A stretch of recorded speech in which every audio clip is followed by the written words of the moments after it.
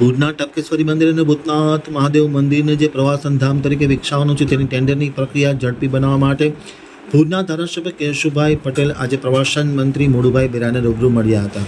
રૂબરૂ મળ્યા ત્યારે આ બંને પ્રવાસન ધામના ટેન્ડરની પ્રક્રિયા ઝડપભેર પરિપૂર્ણ કરવા માટે રજૂઆત કરવામાં આવી. રજૂઆતને મંત્રી મોડુભાઈ બેરાએ શાંતિથી સાંભળી તાકીદે ટેન્ડર પ્રક્રિયા ઝડપી બનાવાશે.